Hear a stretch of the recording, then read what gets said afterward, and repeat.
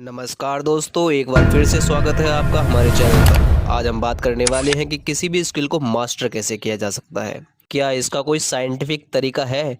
क्या कुछ ऐसी टेक्निक्स या फिर ऐसे सीक्रेट्स हैं जिनकी हेल्प से आप किसी भी स्किल को जल्दी मास्टर कर सकते हैं? क्यों कुछ लोग किसी भी नई चीज़ को बहुत जल्दी सीख जाते हैं और कुछ लोग जिंदगी भर कोई स्किल नहीं सीख पाते?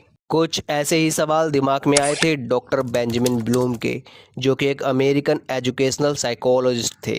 उन्होंने अपनी ज़िंदगी के 50 साल सिर्फ इस चीज़ में लगाए कि क्या चीज़ है जो किसी को एक्सपर्ट बनाती है, और 1950s में इस 50 साल की रिसर्च के बाद उन्होंने एक फ्रेमवर्क दिया जिसे कहा गया ब्लूम टैक्सोनॉमी, जिससे कोई भी स्टूडेंट किसी भी सब्जेक्ट में एक्सपर्ट बन सकता है। हम समझते हैं कि ब्लूम्स टैक्सोनॉमी एक्चुअल में है क्या। ब्लूम्स टैक्सोनॉमी एक 6 स्टेप एजुकेशनल फ्रेमवर्क है जो लर्निंग ऑब्जेक्टिव्स को एक स्ट्रक्चर्ड तरीके से क्लासिफाई करता है। इसका इस्तेमाल स्टूडेंट की लर्निंग कैपेबिलिटीज को समझने और उन्हें सिस्टमेटिकली डेवलप करने के लिए किया जाता है। ब्लूम्स टैक्सोनॉमी में 6 स्टेप होते हैं। इन 6 स्टेप में शुरू के जो 3 स्टेप्स हैं उन्हें ब्लूम्स ने लोड्स कहा है, यानी लोअर ऑर्डर थिंकिंग स्किल्स। ये 3 स्टेप्स बहुत ज़रूरी हैं, लेकिन ये हमें एक्सपर्ट नहीं बनाते और मैक्सिमम पॉपुलेशन यहीं पर रुक जाती है।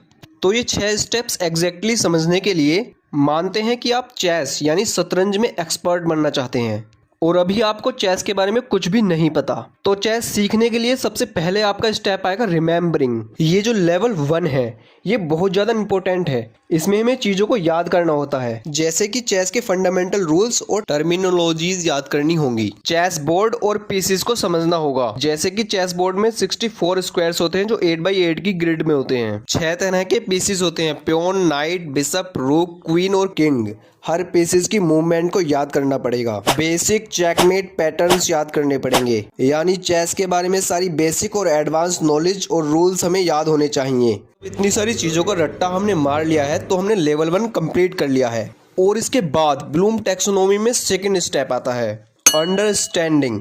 अंडरस्टैंडिंग का मतलब हुआ कि जो भी हमने रट्टा मारा है उसके पीछे हमें वाई पूछना है। Why why why. अब एग्जाम्पल के लिए इस स्टेज में आपको सिर्फ चेस के रूल्स याद नहीं रखने बल्कि उन्हें समझना भी होगा। मतलब आपको ये देखना होगा कि क्यों और कैसे कोई मूव या स्ट्रेटेजी काम करती है, जैसे कि ओपनिंग प्रिंसिपल्स को समझना, सेंटर कंट्रोल में समझना कि क्यों E4, D4, C4 और F4 बेस्ट फर्स्ट मूव होते हैं। पीसेस डेवलपमेंट में समझना कि कौन से पीसेस पहले डेवलप होने चाहिए और क्यों।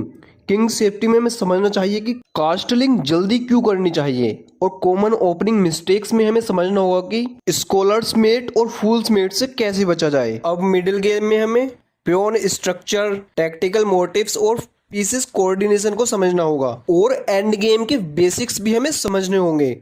अब जब हम सब चीजों का वाई समझ लेते हैं तो उसके बाद आता है थर्ड स्टेप, जो कहता है अप्लाइंग।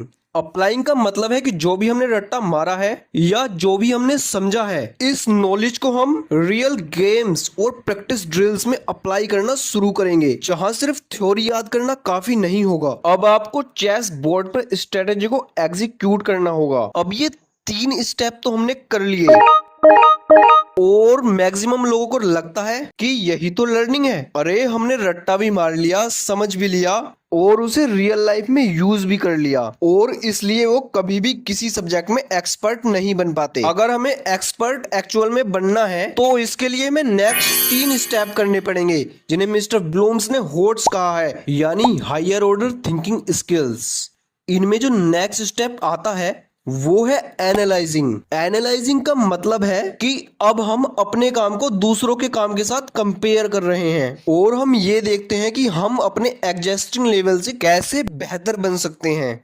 इस स्टेज में आप सिर्फ मूव्स नहीं चलेंगे बल्कि अपनी और ओपोनेंट्स की गेम को एनालाइज करना, गलतियां ढूंढना और बेटर डिसीजंस लेना सीखेंगे। अब आपको क्या सही था और क्या इम्प्रूव हो सकता है, इस पे फोकस करना होगा। आप चेस के सबसे अच्छे प्लेयर से अपने गेम को कंपेयर करेंगे और देखेंगे कि आप उससे क्या बेटर कर सकते हैं। अब अपनी एग्जिस्टिंग स्किल को लोगों की स्किल के साथ में कंपेयर करने के बाद हमें नेक्स्ट स्टेप में आना पड़ेगा, जो कि है इवैल्यूएटिंग। इवैल्यूएटिंग का मतलब है जब हमने अपनी टेक्निक्स को लोगों की टेक्निक्स के साथ कंपेयर कर लिया है, तो अब इस कंपैरिजन के बाद हमें एग्जैक्ट मेथड ढूंढने पड़ेंगे जिससे हमें उन्हीं डिफरेंसेस को रेप्लिकेट कर पाएं। फॉर एग्जांपल, इस स्टेज में आप अपनी खुद की स्ट्रेटेजीज और इनोवेटिव आइडियाज डेवलप करेंगे। आप सिर्फ एग्जिस्टिंग टैक्टिक्स और स्ट्रेटेजीज फॉलो नहीं करेंगे, बल्कि नए प्लान्स बनाकर ओपोनेंट्स को सरप्राइज करना सीखेंगे। जैसे आप अपनी खुद की एक यूनिक ओपनिंग और प्लेइंग स्टाइल डेवलप करेंगे। आप क्रिएटिव ट्रैप्स और स्ट्रेटेजिक आइडियाज ओपोनेंट्स के अगेंस्ट अप्लाई करने लगेंगे।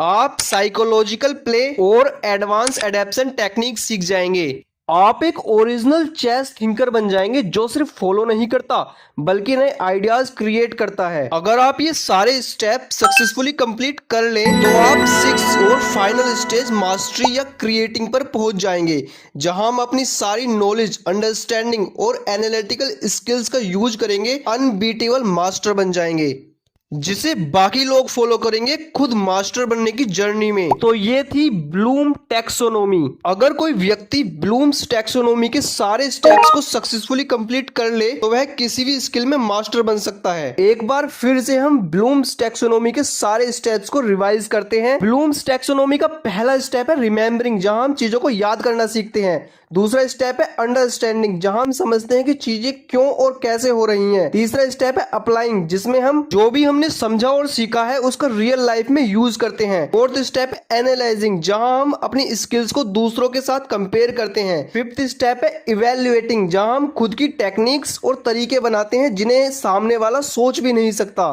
और जब हम ये सारे स्टेप सक्सेसफुली कंप्लीट कर लेते हैं तो 6th और फाइनल स्टेप में जहां हम एक मास्टर बन जाते हैं। तो दोस्तों, आज की वीडियो में इतना ही। अगर आपको वीडियो अच्छी लगी हो तो वीडियो को लाइक जरूर करें और चैनल को सब्सक्राइब कर लें, जिससे हमारी आने वाली वीडियोस आपको मिल सके। और आप किस स्किल में मास्टर बनना चाहते हैं ये हमें कमेंट बॉक्स में जरूर बताएं। धन्यवाद।